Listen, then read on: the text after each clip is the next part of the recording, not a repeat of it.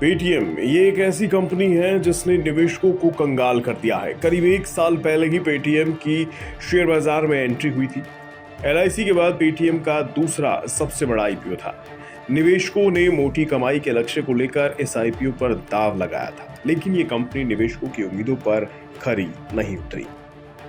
अब पेटीएम की लिस्टिंग को एक साल हो गया है। लिस्टिंग के एक साल बाद भी पेटीएम का शेयर इशू भाव के करीब नहीं आ पाया। यानी पेटीएम में कमाई तो दूर, निवेशक अपनी जमा पूंजी तक खो बैठे हैं। 17 नवंबर को भी पेटीएम के शेयर में जोरदार गिरावट देखने को मिली। वीरवार को पेटीएम का शेयर 11% गिरकर 536 रुपए पर बंद हुआ। पिछले एक साल में पेटीएम का शेयर 65% से ज्यादा गिर चुका है। इशू भाव से पेटीएम का शेयर 75% से ज्यादा टूट चुका है। पेटीएम का इशू प्राइस 2150 रुपए था, जबकि आज भाव 536 रुपए पर आ चुका है। इन आंकड़ों से साबित होता है कि पेटीएम में निवेशकों को तगड़ा चूना लगा है।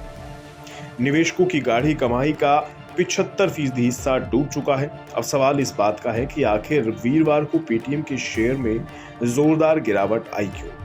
इसके पीछे सबसे बड़ी वजह है सॉफ्टबैंक। पेटीएम का लॉक इन पीरियड आज ही खत्म हुआ है। लॉक इन पीरियड खत्म होने के साथ ही प्रमोटर अपनी हिस्सेदारी बाजार में बेच सकते हैं। इसी का फायदा सॉफ्टबैंक ने उठाया। वीरवार को सॉफ्टबैंक ने पेटीएम में बड़ी होल्डिंग बेच दी। हालांकि पेटीएम में निवेश से सॉफ्टबैंक को भी नुकसान हुआ है। वीरवार को पेटीएम में सॉफ्टबैंक ने करीब 2 करोड़ 90 लाख शेयर बेच दिए। ये ब्लॉक डील करीब 555 रुपए से 601 रुपए प्रति शेयर के बीच हुई। इस डील से सॉफ्टबैंक को भी बड़ा नुकसान हुआ। पेटीएम में हिस्सेदारी सॉफ्टबैंक ने औसतन 900 रुपए प्रति शेयर पर खरीदी थी।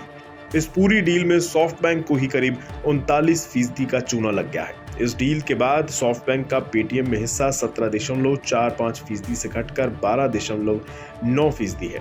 यानी पेटीएम में आम निवेशक ही नहीं, बड़े बड़े दिग्गज निवेशकों को भी नुकसान हुआ है।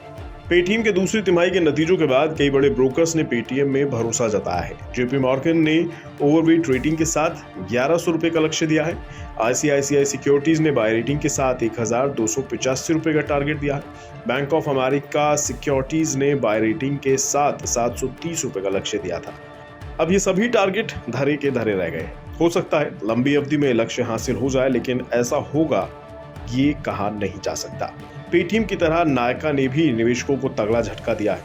नायका के शेयरों में भी गिरावट थमने का नाम नहीं ले रही है।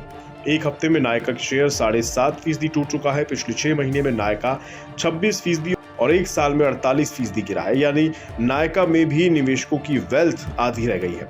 अब नायका का शेयर इशू प्राइस के बराबर आ गया है। कुल मिलाकर न्यू एज कंपनियों में निवेशकों को तगड़ी चपत लगी है। लेकिन बाजार के जानकार इन कंपनियों में लंबी अवधि के लिए दाव लगाने की सलाह देते हैं। वैसे बेशक की सलाह यही रहती है कि किसी भी निवेश के पहले किसी मार्केट एक्सपर्ट की सलाह जरूर ले लें।